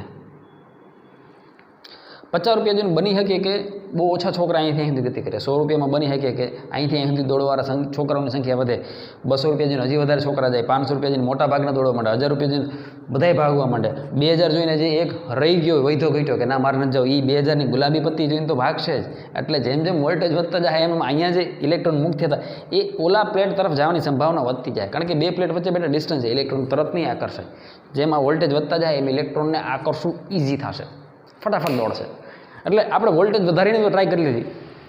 હોલવાસ અને લિનર્ડે એ પ્લેટ પર ધન વિદ્યુત ભાર જેટલો વધારાતો હતો એટલો વધારી અને ચેક કરી લીધું કે હવે વોલ્ટેજ વધારવાથી જો હવે વોલ્ટેજ વધે પણ પ્રવાહ નથી વધતો. વોલ્ટેજ આ એક્સિસ પર આગળ વધતો ગયો. આ 0 વોલ્ટ પર આ 1 2 3 4 વોલ્ટ એ જ સ્થિતિ છે. આ 4 વોલ્ટ 5 વોલ્ટ એ જ સ્થિતિ. પ્રવાહ જો વધતો નથી. 3 વોલ્ટે જઈએ તો એ જ 4 વોલ્ટ એ જ 5 વોલ્ટ. 5 ના 6 કરીએ તો પ્રવાહ નહીં વધે. રેડી? ઓકે. એટલે હોલવાસ અને લિનર્ડની એક વાત તો એ ખબર પડી ગઈ કે હવે પ્લેટ એ પર ધન વિદ્યુત ભારિત વધારીને મતલબ એને વધારે પ્લસ વોલ્ટેજ આપીને કાંઈ બેનિફિટ હવે થાય એવું નથી. તો હોલવાસ અને લિનર્ડ એકબીજા સાથે ચર્ચા કરે છે કે જો આપણે આ પ્લેટને હવે નેગેટિવ વિદ્યુત ભાર આપીએ તો શું થાય, અને ત્યાંથી આ લેખનો બીજો ભાગ ચાલુ થાય. એ સમજવા જેવો છે બેટા. એકદમ વ્યવસ્થિત સમજવાનો પ્રયત્ન કરજે. રેડી? આ વસ્તુ તને કાયદેસર સમજણી મગજમાં કે જેમ તમે વોલ્ટેજ વધારશો, વોલ્ટેજ વધારવાથી શું થાય બેટા? તો કે ધન વિદ્યુત ભાર વધે, તો જેનાથી ઇલેક્ટ્રોન એના તરફ આકર્ષે. જેમ ધન વિદ્યુત ભાર વધતો જેમ તમામ ઇલેક્ટ્રોન ત્યાં જવાનો પ્રયત્ન કરશે અને મહત્તમ પ્રવાહની રચના કરશે. હવે વોલ્ટેજ વધારવાથી પણ એ પ્રવાહ નહીં વધે. 10 ઇલેક્ટ્રોન તો આવી ગયા. હવે શું જેટલા તેટલા બધા આવી ગયા. બરાબર? ચોપડીમાં બધા જ શબ્દ લખેલા છે. તને મજા આવશે વાંચીશ ને તો. પ્રભુ ખ્યાલ આવ્યો? વાહ ભાઈ વાહ. હવે પ્રયોગનો સેકન્ડ પાર્ટ ધ્યાનથી સમજજે. ધ્યાનથી. મીઠ આમાં એક એવું એક્ઝામ્પલ આપીશ હું તને. એક્ઝામ્પલથી જ આ ચેપ્ટર ઇઝી લાગશે એકદમ. હે ને? જેટલા તમે આવા પ્રેક્ટિકલ એક્ઝામ્પલ એડ કરશો ને એટલું ચેપ્ટર સમજવું એકદમ ઇઝી થઈ જશે. હવે હોશિયાર છોકરો હોય ને એને તરત લાઇટ થાય કે અટાણ સુધી તો ઇલેક્ટ્રોનને આકર્ષવા માટે ધન વિદ્યુતભારોનો સહારો લીધો. સાચી વાત. પણ જો ત્યાં તમે શું કરો, ઋણ વિદ્યુતભાર પ્રસ્થાપિત કરો તો કેવો પ્રોબ્લેમ થાય? તો કે ઇલેક્ટ્રોન હવે અહીંયા તો નહીં આવે. ઇલેક્ટ્રોન અહીંયા નહીં આવે એટલે આની સાથે જે આ માઇક્રો એમીટર આપણે કનેક્ટ કરેલું છે એ માઇક્રો એમીટરનું આવર્તન પણ હવે ધીરે ધીરે શું થાય? ઘટતું જાય. પહેલાં શું હતું? જેમ આપણે વોલ્ટેજ વધારતા ગયા એમ એ માઇક્રોમીટરનો કાંટો આમ ફૂલ થતો ગયો. પ્રવાહ ફૂલ મેક્સિમમ મળી ગયો. મેક્સિમમ એટલે સંતૃપ્ત પ્રવાહ મળી ગયો. હવે તમે પ્લસની જગ્યાએ માઇનસ વોલ્ટ રાખશો એટલે શું થાય? જે ઇલેક્ટ્રોન અહીંયા સુધી પહોંચતા હતા એ પહોંચશે જ નહીં, અટકી જાય. જે વોલ્ટેજ મતલબ તમે ધીરે ધીરે હવે શું કરશો? વોલ્ટેજને ઘટાડશો ને. આ 0 વોલ્ટ હવે આમ વોલ્ટેજ વધારતા હતા. હવે આપણે શું વોલ્ટેજ માઇનસ વોલ્ટેજ શું વોલ્ટેજ ઘટાડો, નેગેટિવ વોલ્ટેજ પર લઈ જાય. ઉતરેશ ભેજેમાં. હવે શાંતિથી પ્રયોગ જો. હા, અહીંયા હું ફેરફાર કરું છું. આ પોલારિટી હું બદલાવી નાખું છું. બરાબર? અહીંયા શું થઈ જાય? હવે પ્લસ થઈ ગયા અને અહીંયા પોલારિટી શું થઈ ગઈ? માઇનસ થઈ ગઈ. બરાબર? આ આપણે ફોર્સફુલી પેદા કરેલી પોલારિટી છે. 0 વોલ્ટની વાત આખી અલગ હતી. ત્યારે તો કોઈ પોલારિટી જ નહોતી. પણ હવે જે પોલારિટી છે એ ફોર્સફુલી પ્રોડ્યુસ કરેલી પોલારિટી છે. તેને મેં કરેલી છે. તો હવે આખી રચના આના મુજબ કાર્ય કરે. રેડી? ઓકે. ધારો કે આ મેટલ પ્લેટ છે C. બરાબર? ત્યાંથી 5 ઇલેક્ટ્રોન મુક્ત થાય છે. કેટલા? 5. એક ધાતુની સપાટી પરથી મુક્ત થયો, એક અહીંયાથી મુક્ત થયો, એક અહીંયાથી, એક અહીંયાથી અને એક હાવ અહીંયાથી. અદ્રેશ ભેજેમાં. સારું. હવે આ ધાતુની સપાટી પર જે છે ને એ વર્ક ફંક્શનથી છૂટો થાય. ધારી લે કે વર્ક ફંક્શન છે 5 એકમ જેટલું. અને આપાત ઉર્જા જે આપણે આપીએ છીએ, આપાત ઉર્જા એ 11 એકમ છે. 11 એકમ અથવા 11 ઇલેક્ટ્રોન વોલ્ટ જે કહીએ. બરાબર? ઓકે. આ પહેલા નંબરનો ઇલેક્ટ્રોન છે સપાટી પર. આ બીજા નંબરનું છે. બીજા નંબરનું છે એ સપાટીથી થોડોક અંદર છે. તો સપાટી સુધી લેવા માટે એના પર 1 ઇલેક્ટ્રોન વોલ્ટનું કાર્ય કરવું પડે. કેટલા ઇલેક્ટ્રોન વોલ્ટનું? 1 ઇલેક્ટ્રોન વોલ્ટનું કાર્ય કરવું પડે. અને ત્યાંથી તને ખબર છે સપાટી પર આવી ગઈ પછી ત્યાંથી છોડાવવા માટે તો 5 ઇલેક્ટ્રોન વોલ્ટ જોઈએ. સપાટી પર છે એને તો 5 ઇલેક્ટ્રોન વોલ્ટની જરૂર છે. તો બીજો ઇલેક્ટ્રોન જ્યારે મુક્ત થાય તો એને કેટલી મતલબ એની પાસે કેટલી એનર્જી બાકી રહી છે? પેલા પાસે કેટલી બાકી રહી છે? 6. કેમ? તો કે 11માંથી 5 પહેલા ઇલેક્ટ્રોને શેમાં વાપરી નાખી? ધાતુના કાર્યવિધિમાં વાપરી નાખી. તો પહેલા ઇલેક્ટ્રોન પાસે કેટલી ઉર્જા બાકી રહી? પહેલા પાસે કેટલી બાકી રહી? તો કે પહેલા ઇલેક્ટ્રોન પાસે, ફર્સ્ટ ઇલેક્ટ્રોન પાસે 11 - 5 એટલે કે 6 ઇલેક્ટ્રોન વોલ્ટ ઉર્જા બાકી છે. 6 ઇલેક્ટ્રોન વોલ્ટ, બરાબર. આ કેની વાત છે? પહેલા ઇલેક્ટ્રોન. સારું, બીજા ઇલેક્ટ્રોન માટે શું થાય? તો કે બીજા ઇલેક્ટ્રોન માટે 1 ઇલેક્ટ્રોન વોલ્ટ ઉર્જા તો શેમાં ખર્ચાય છે? સપાટી સુધી આવવામાં, અને સપાટીથી બહાર જમ્પ મારવા માટે તો 5 જરૂર છે. એટલે એને 11 માંથી કેટલી ખર્ચી નાખી? તો કે એને 11 માંથી 6 ખર્ચી નાખી. એની પાસે કેટલી વધી? 5 ઇલેક્ટ્રોન વોલ્ટ ઉર્જા વધી. સારું, આ ત્રીજા નંબરનો ઇલેક્ટ્રોન છે. એ સપાટીથી આટલો અંદર છે. ત્રીજા ઇલેક્ટ્રોનને સપાટી પર લેવા માટે 2 ઇલેક્ટ્રોન વોલ્ટ જો ખર્ચાઈ જાય, બરાબર. સારું, બધાને મળે તો ટોટલ બધાને 11 જ મળે છે. હા, એમાંથી 2 શેમાં ખર્ચાઈ ગઈ? સપાટી સુધી આવવામાં ખર્ચાઈ ગઈ.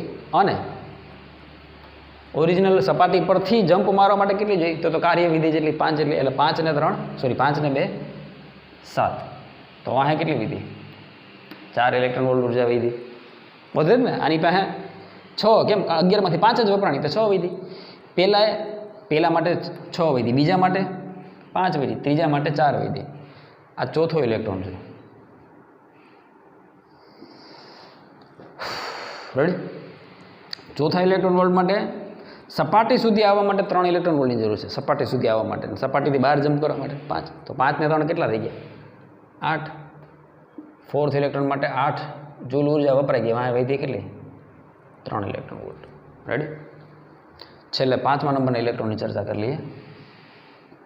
અહીંયા 5મા નંબરના ઇલેક્ટ્રોનને સપાટી સુધી આવવા માટે 4 ઇલેક્ટ્રોન વોલ્ટ ઉર્જાની જરૂર છે. અને સપાટી પરથી જમ્પ કરવા માટે 5. 5 ને 4 9 વપરાઈ ગઈ. આ 5મો ઇલેક્ટ્રોન એને 11 માંથી 9 વાપરી નાખી. એની પાસે કેટલી વધી? 2 ઇલેક્ટ્રોન વોલ્ટ ઉર્જા વધી. હવે પ્રયોગની અસલી મજા આવશે, શાંતિથી જોજે. આ ઋણ સપાટી પર આપણે આ આપાત ઉર્જા આપાત કરી, બરાબર, વિકિરણ સ્વરૂપે. ત્યાંથી આ 5 ઇલેક્ટ્રોન મુક્ત થયા. પહેલો, બીજો, ત્રીજો, ચોથો અને 5મો. આ વાર્તાનો ભાગ બની જાય, સ્ટોરીનો પાર્ટ બની જાય. મજા આવશે, ફિલિંગ આવશે. બરાબર, સારું. અહીંયા ઋણ વિદ્યુતભાર છે અને આ 5 ઇલેક્ટ્રોન છે. તો સ્વાભાવિક છે યાર, એ ઇલેક્ટ્રોન છે, સામે ઋણ વિદ્યુતભાર છે, એટલે એને મેળ આવશે નહીં. આ 5 ઇલેક્ટ્રોન આનાથી બહુ કાંઈ ખાસ રસ નહીં લે, એનાથી દૂર જવાનો પ્રયત્ન કરશે. જો ઇલેક્ટ્રોન અહીં સુધી પહોંચતા જ નથી તો અહીંયા જે માઇક્રો ઇમિટર આપણે જોડેલું છે એનું આવર્તન શું થઈ જાય? ધીરે ધીરે ઘટશે. જે પ્રવાહ વોલ્ટેજ વધારવાથી પહેલાં વધતો હતો એ જ પ્રવાહ વોલ્ટેજ ઘટાડવાથી ધીરે ધીરે ધીરે ધીરે ઘટશે. એ કેમ ઘટે એ મારે તને આ ઉદાહરણ દ્વારા સમજાવવું છે, બરાબર. અને આમાં એક સૌથી અગત્યનો કોન્સેપ્ટ કે જેના પર જેડબલ્યુ નીટ પર ઝાઝા દાખલા પૂછાઈ ગયા, સ્ટોપિંગ પોટેન્શિયલ, એ કોન્સેપ્ટ હું તને આના દ્વારા સમજાવીશ. શાંતિથી જો. હાલો, પહેલાં આપણે 0 વોલ્ટથી ટ્રાય કરીએ છીએ. ધ્યાનથી જોજે.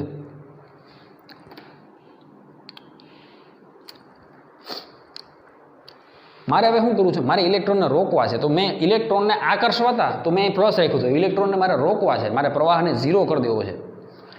ઇલેક્ટ્રોન અહીં સુધી ન પહોંચે એટલે પ્રવાહ ઓટોમેટિક 0 થઈ ગયો. આ પ્લેટ પર એકય ઇલેક્ટ્રોન ન પહોંચે એટલે પ્રવાહ 0. આપણે પ્રવાહને 0 કરી દેવો છે. સારું, મેં અહીંયા 0 ઇલેક્ટ્રોન વોલ્ટ ઉર્જા આપી તો બધા ઇલેક્ટ્રોન અહીં સુધી પહોંચી ગયા. કેમ? તો કે આની પાસે 6 ઇલેક્ટ્રોન વોલ્ટ ઉર્જા છે, આની પાસે 5 ઇલેક્ટ્રોન વોલ્ટ ઉર્જા છે, આની પાસે 4 હતી, આની પાસે 3 છે, આની પાસે 2 ઇલેક્ટ્રોન વોલ્ટ ઉર્જા છે. તો આ 5 અહીં સુધી 0 ઇલેક્ટ્રોન વોલ્ટ પાસે એટલી તાકાત નથી કે આમાંથી કોઈને રોકી શકે. વાહ ભાઈ વાહ. હા કે ના? Very good. ઓકે, હવે સાંભળજે. મેં 0ના 1 કર્યા તોય 5 પૂગી ગયા. ખરેખર અહીં શું આવે? -1. આપણે વોલ્ટેજ ઘટાડવાના વિરુદ્ધ દિશામાં -1. તો આ બધાય એના કરતાં વધારે જ છે. ઉતરે જ ભેજા. આ 5 ઇલેક્ટ્રોન અહીંયા પહોંચી ગયા. હવે સાંભળજે, જેવા મેં અહીંયા -2 કર્યા, હવે કોણ અટકી જાય? કોણ અટકી જાય? આ ઇલેક્ટ્રોન અટકી ગયો. એના જેટલી જ ઉર્જા અહીંયા કરી દીધી. હવે આ ઇલેક્ટ્રોન આને ક્રોસ નહીં કરી શકે. એને ક્રોસ કરવા માટે એના કરતાં વધારે એનર્જી જોઈ તો એને રિપેલ કરી અને અહીં સુધી પહોંચશે. પહેલા નંબરનો પહોંચશે, બીજો, ત્રીજો, ચોથો, આ 4 પહોંચશે. 5મા નંબરનો ઇલેક્ટ્રોન અટકી જાય. જેવું મેં -2ની જગ્યાએ -3 કર્યા હવે તને ખબર છે કોણ અટકી જાય? હવે ચોથા નંબરને અટકી જાય. પણ આ ત્રણ પાસે એટલી હજી સફિશિયન્ટ ઉર્જા છે કે જેના કારણે એ આ માઇનસને અવગણીને પણ અહીંયા દેખાડે. તો હવે જો પહેલાં કેટલા 5 5 આવતા હતા એટલે પ્રવાહ વધારે હતો. હવે 4 આવ્યા એટલે પ્રવાહ ઘટ્યો. પછી 3 જ પહોંચ્યા એટલે પ્રવાહ હજી ઘટ્યો. બરાબર. હવે અહીંયા 3ની જગ્યાએ -3ની જગ્યાએ મેં -4 કરી દીધા. એનો મતલબ કે આ ત્રીજો ઇલેક્ટ્રોન, હવે ખાલી 2 જ ઇલેક્ટ્રોન એવા હતા, પહેલો અને બીજો, કે જેની પાસે આના કરતાં વધારે ઉર્જા હતી, -4 કરતાં વધારે ઉર્જા હતી, 6 અને 5, એ અહીંયા પહોંચી શક્યા. પણ 2 જ પહોંચ્યા. પહેલાં 5 પહોંચતા હતા તો પ્રવાહ જાજો હતો, હવે ઓછા થતા જાય, પ્રવાહ ઘટ્યો. અતરેજ વેજામાં 4ની જગ્યાએ મેં -5 કર્યા, મોટા ભાગના અટકી ગયા. 5માંથી 4 હવે નહીં પહોંચી શકે, હે ને? 5માંથી 4 નહીં પહોંચે. તો એક ઇલેક્ટ્રોન તો એવો હતો જ જે સપાટી પરથી મુક્ત થયો હતો ને, એ સૌથી પહેલાં આની પાસે એટલી ઉર્જા છે કે જે આને પાર કરી શકે. ઉતરેજ ભેજો. હવે જ્યારે ફાઇનલી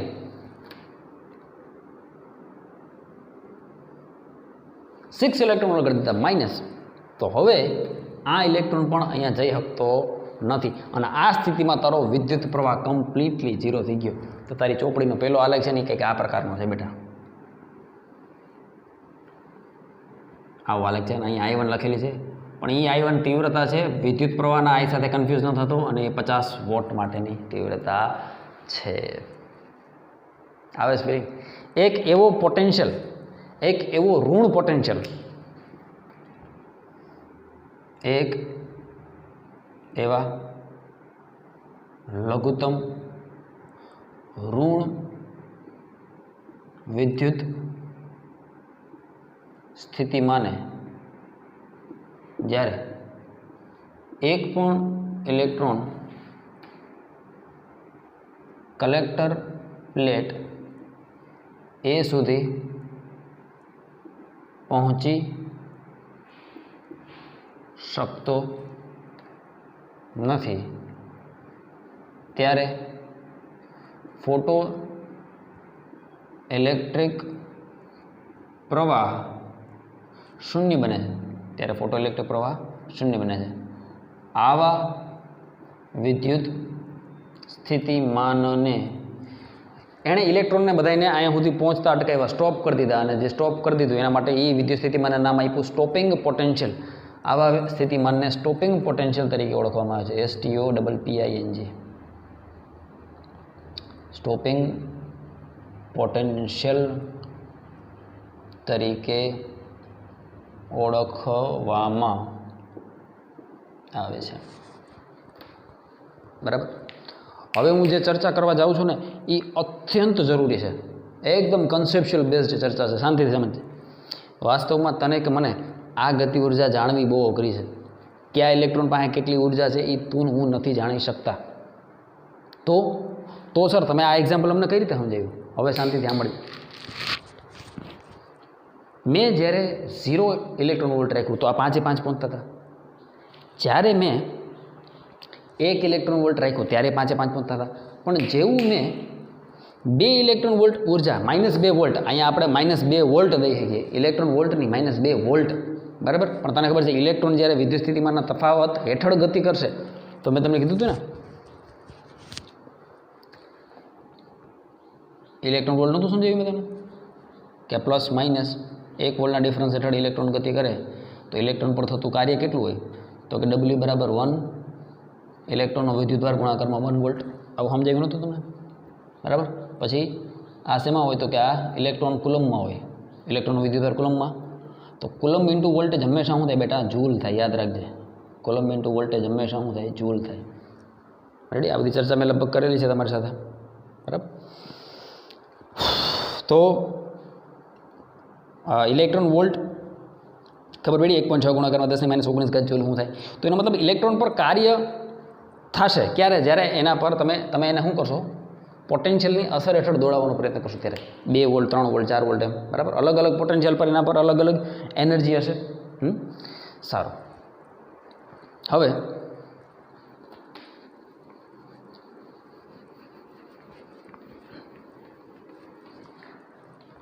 આ ઇલેક્ટ્રોન વોલ્ટની વોલ્ટ રાખો ને, -6 વોલ્ટ. -1 વોલ્ટ, -2 વોલ્ટ, -3, -4, -5, -6 વોલ્ટે બધા અટકી ગયા. તો હવે ફરીથી 0 વોલ્ટ પર બધા આવતા હતા, 1 વોલ્ટ પર બધા આવતા હતા, 2 વોલ્ટ પર આ એક અટકી ગયો. કોણ? 5 વાળો. 2 વોલ્ટ પર 4 જ અહીં સુધી પહોંચી શક્યા, 5 માંથી 4 જ પહોંચી શક્યા. એનો મતલબ શું થયો કે 5 માની ઉર્જા કેના જેટલી છે? તો કે 2 વોલ્ટે કેટલી ઉર્જા હોય? 2 વોલ્ટે કેટલી ઉર્જા હોય? અહીંયા 2 વોલ્ટનો વિદ્યુત સ્થિતિમાનનો તફાવત છે. અહીંથી ઇલેક્ટ્રોન અહીં સુધી જો દોડતો આવે તો આના પર જે કાર્ય થાય એ કેના જેટલું થાય? તો કે 2 ઇલેક્ટ્રોનનો વિદ્યુતભાર ગુણાકારમાં 1 ઇલેક્ટ્રોનનો વિદ્યુતભાર ગુણાકારમાં 2 વોલ્ટ. એનો મતલબ કે 1.6 ગુણાકારમાં 10⁻19 કુલમ ગુણાકારમાં 2 વોલ્ટ. કુલમ ઇન્ટુ વોલ્ટ શું થઈ જાય? જૂલ. એટલે 2 ગુણાકારમાં જૂલ આટલું કાર્ય થશે. અને આને શું લખી શકાય? 1.6 ગુણાકારમાં 10⁻, આવો 1 ઇલેક્ટ્રોન વોલ્ટ બરાબર શું થાય? 1.6 ગુણાકારમાં 10⁻19 જૂલ. તો આને શું લખી શકાય? કાર્ય કેટલું થયું? W બરાબર 2 ઇલેક્ટ્રોન વોલ્ટ કાર્ય થયું. હવે આવે છે ફિલિંગ. વાસ્તવમાં અહીંયા આપણે વોલ્ટેજ રાખીએ છીએ, અહીંયા વોલ્ટેજ જ રાખીએ કે ને, પ્લસ યા તો માઇનસ કેની મદદથી? કમ્યુટેટરની મદદથી પ્લસ એ માઇનસ વોલ્ટેજ રાખશું, બરાબર. તો -2 વોલ્ટેજે આ એક અટકી ગયો, એનો મતલબ શું થયો કે એની ઉર્જા 2 ઇલેક્ટ્રોન વોલ્ટ જેટલી જ હશે, તો જ એ અટકી ગયો હોય. વાસ્તવમાં તને મને આની ઉર્જા નથી ખબર, પણ અહીંયા આપણે જે પોટેન્શિયલ આપીએ એ તો મને ખબર છે કે અહીં મેં -2 આપ્યા, તો અહીંયા 5 માંથી 1 અટકી ગયો, 4 આવી ગયા. એનો મતલબ શું થયો કે જે 5મો અટકી ગયો એની ઉર્જા કેટલી છે? 2 ઇલેક્ટ્રોન વોલ્ટ જેટલી જ હોવી જોઈએ, તો જ અટકી ગયો હોય. હવે જ્યારે હું 3 વોલ્ટ કરું, 3 વોલ્ટ કરવું તો 5 માંથી 2 અટકી ગયા, 2 અટકી ગયા, 3 તો જોઈ આવે. એનો મતલબ કે જે બીજો અટકો તો એની ઉર્જા કેટલી છે? 3 ઇલેક્ટ્રોન વોલ્ટ જેટલી ઉર્જા છે. એનો મતલબ આ વોલ્ટેજ આપીને અહીંયાથી જે ઇલેક્ટ્રોન આવે છે એની ઉર્જા આપણે માપી શકીએ. 38 પેજમાં જ્યારે મેં 4 વોલ્ટ કર્યા તો 3 અટકી ગયા. એનો મતલબ જે છેલ્લે અટકો છે એની ઉર્જા 4 ઇલેક્ટ્રોન વોલ્ટ જેટલી ઉર્જા હોવી જોઈએ. એમ ધીરે ધીરે 6 વોલ્ટ કરી દીધા. 6 વોલ્ટે બધાએ અટકી ગયા. 6 વોલ્ટે શું થઈ ગયા? બધાએ અટકી ગયા. એનો મતલબ શું કે અહીંયાથી જેટલા પણ ઇલેક્ટ્રોન મુક્ત થયા હતા, ગમે ત્યાંથી મુક્ત થાય કે ને, એવું જરૂર નથી કે બધા ધાતુની સપાટી પરથી જ મુક્ત થાય, એવો કોઈ નિયમ નથી બધા ધાતુની સપાટી પરથી જ મુક્ત થાય. ગમે ત્યાંથી ઇલેક્ટ્રોન મુક્ત થાય, ગમે ત્યાંથી મુક્ત થાય કે આપત ઉર્જાના સમપ્રમાણમાં થાય, તો બરાબર. તો જે કાંઈ પણ ઇલેક્ટ્રોન મુક્ત થયા એમાં હાઈએસ્ટમાં હાઈએસ્ટ જેની ઉર્જા હતી એ પણ અટકી ગયો. ક્યારે? 6 વોલ્ટેજ. એનો મતલબ જો આ અટકી જતો હોય તો આ બાકી બધે તો અટકવાના જ છે. હવે ધ્યાનથી જો, એક પણ ઇલેક્ટ્રોન અહીં સુધી પૂગી ન શકતો તો પ્રવાહ કેવો થઈ ગયો? 0. અને જે ઋણ વિદ્યુત સ્થિતિ માને ફોટો ઇલેક્ટ્રિક પ્રવાહ કેવો થઈ જાય? 0. એ ઋણ વિદ્યુત સ્થિતિમાનને કહેવાય એ ધાતુ માટેનું સ્ટોપિંગ પોટેન્શિયલ. એક એવી નેગેટિવ તાકાત કે જ્યાં બધા જ ઇલેક્ટ્રોન આવતા અટકી ગયા, પૂરું ઇલેક્ટ્રોન આવતા અટકી ગયા, પ્રવાહ 0. તો એને શું કીધું? Stopping potential. હવે ટેક્સ્ટ બુકમાં આવું ઇક્વેશન લખેલું છે કે સ્ટોપિંગ પોટેન્શિયલની સંજ્ઞા છે V0. તો એવું લખેલું છે સ્ટોપિંગ પોટેન્શિયલ માટે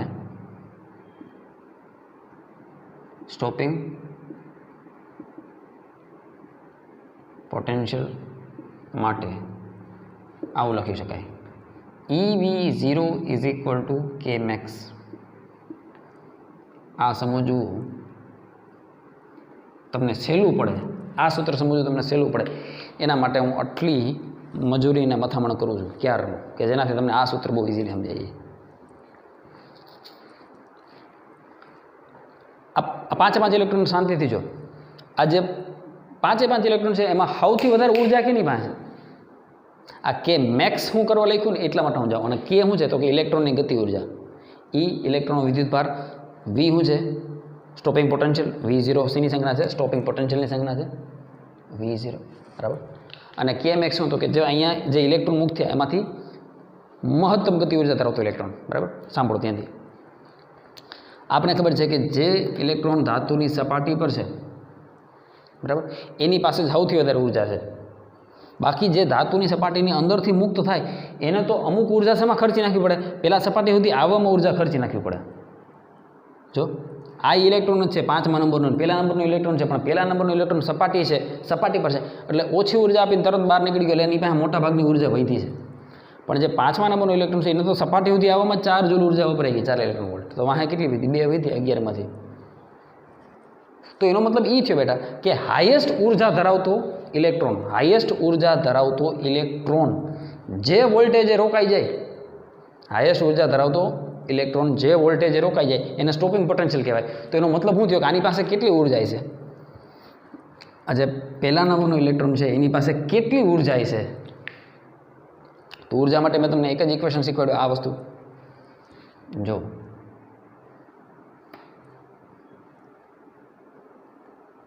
અહીંયા પ્લસ અહીંયા માઇનસ, સ્ટોપિંગ પોટેન્શિયલ કેટલું છે V0 જેટલું. તો જ્યારે કોઈ ઇલેક્ટ્રોન આની અસર હેઠળ એક પ્લેટથી બીજી પ્લેટ ઉપર જાય તો આના પર થતું મહત્તમ કાર્ય કેના જેટલું, જો 2 વોલ્ટ માટે કેટલું કાર્ય થતું હતું, 2 ઇલેક્ટ્રોન વોલ્ટ જેટલું. તો V0 વોલ્ટ માટે કેટલું કાર્ય થાય, તો કે W બરાબર શું થાય EV0. આટલી મહત્તમમાં મહત્તમ ઉર્જાને આપી શકાય, આટલી મહત્તમમાં મહત્તમ ઉર્જા V0 હેઠળ આપી શકાય. તો એનો મતલબ એવો થયો કે થતું કાર્ય એ બીજું કાંઈ નહીં પણ શું છે, ગતિ ઉર્જાનો ફેરફાર, કાર્ય ઉર્જા પ્રમાણે છઠ્ઠો ચેપ્ટર. તો એનો મતલબ કે મહત્તમ ગતિ ઉર્જા કેને સમકક્ષ હશે, EV0 ને સમકક્ષ હશે. આ એનું સાચું લોજિક છે. કારણ કે 6 ઇલેક્ટ્રોન વોલ્ટ કે સપાટી પર રહેલા ઇલેક્ટ્રોન કરતાં કોઈ ઇલેક્ટ્રોન પાસે એટલી ઉર્જા છે જ નહીં, વધારેમાં વધારે કેની પાસે, આની પાસે. આને તમે અટકાવી દો એટલે બાકીના ઓટોમેટિક બધા અટકી જ જવાના છે. તો આની પાસે જે ઉર્જા છે એ કેને સમકક્ષ હશે, તો કે સ્ટોપિંગ પોટેન્શિયલ V0 ને સમકક્ષ એની પાસે ઉર્જા હશે.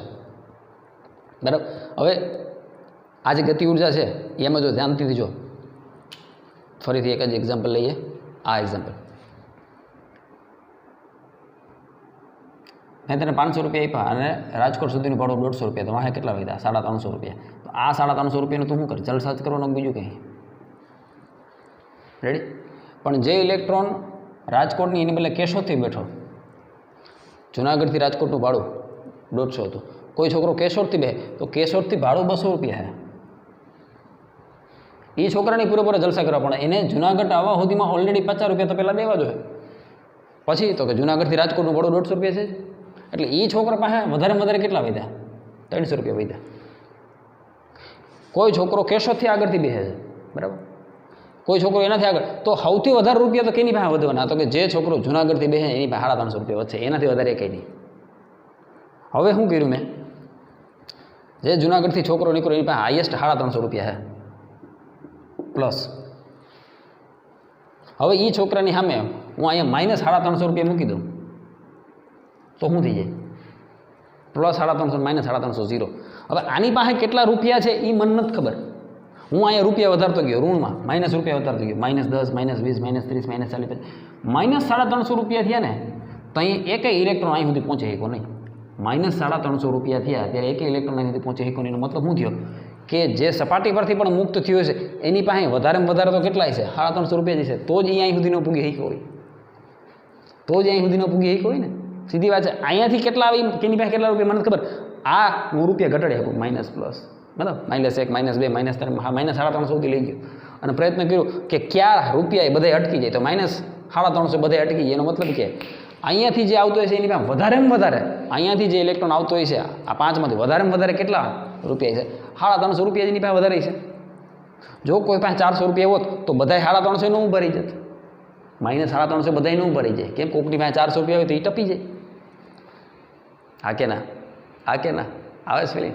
તો એનો મતલબ કે અહીંયાથી જે ઇલેક્ટ્રોન આવતો હતો એની પાસે મહત્તમ ગતિ ઉર્જા, મહત્તમ ઉર્જા, હવે સ્વાભાવિક છે ઇલેક્ટ્રોન પાસે 11માંથી 5 જૂલ એની ઉર્જા ધાતુના કાર્યવિધિમાં વાપરી, વાહ 6 ઇલેક્ટ્રોન વોલ્ટ ઉર્જાથી કરશે શું, એ કંઈ થોડો પાણીપુરી ખાવા જાય, એ શું કરશે, ગતિ કરશે. અને એ ઉર્જા એના ક્યાં સ્વરૂપે હોય, ગતિ ઉર્જા સ્વરૂપે હોય.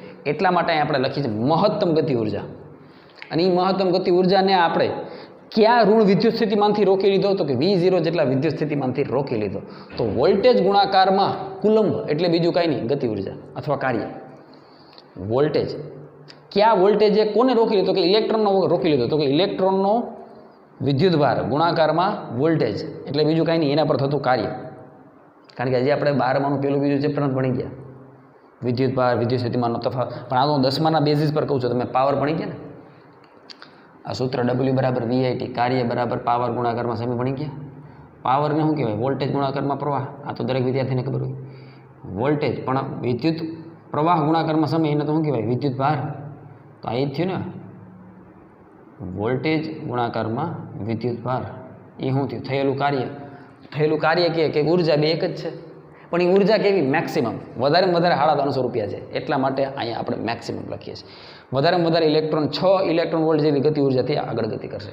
આ 5 4 3 2 પણ હાઈએસ્ટ ગતિ ઉર્જા કેટલી? 6 ઇલેક્ટ્રોન વોલ્ટ. અને એને કઈ તાકાતથી રોકી શકાય? તો કે V0 જેટલી તાકાતથી રોકી શકાય. એટલે એને નામ આપ્યું નેગેટિવ પોટેન્શિયલ અથવા સ્ટોપિંગ પોટેન્શિયલ. સ્ટોપિંગ પોટેન્શિયલ એટલે બધું શું થઈ ગયું? 0. રેડી? હવે આને પોઝ કરીને લખી લે ફટાફટ.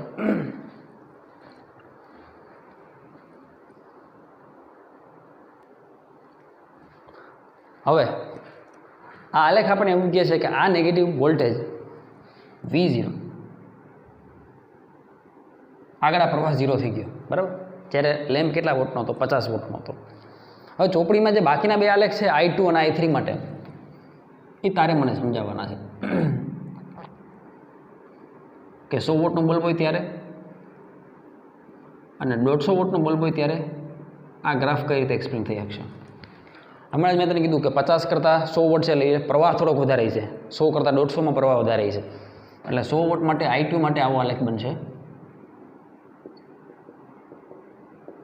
બરાબર? પણ તારે મને એ કહેવાનું છે કે 50 વોટની જગ્યાએ 100 વોટનો બલ્બ કરી દીધો હોય તોય એ અહીંયા આવીને કેમ અટકી ગયો? જે 50 વોટના બલ્બ માટે સ્ટોપિંગ પોટેન્શિયલ હતો, દાખલા તરીકે -5 વોલ્ટ, તો 50ની જગ્યાએ 100 વોટનો બલ્બ કરી દીધો તોય આ તો -5 જ રહ્યું. 50ની જગ્યાએ 100 વોટની જગ્યાએ 150 વોટવાળો બલ્બ લીધો તો વિદ્યુત પ્રવાહ વધી ગયો, નો ડાઉટ. ઇન્ટેન્સિટી વધશે, પ્રવાહ વધશે, બરાબર?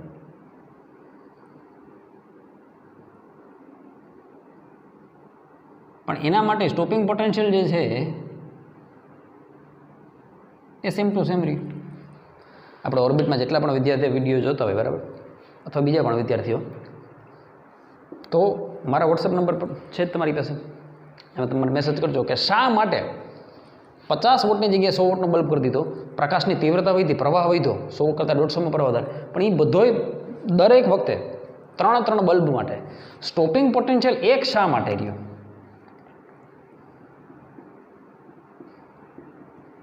સ્ટોપિંગ પોટેન્શિયલ એક જ શા માટે? આ તારો હોમવર્ક છે આજનું. આનો આન્સર જે વિદ્યાર્થી દે કે સમજી લે કે આ ચેપ્ટર આવડી ગયું, બરાબર?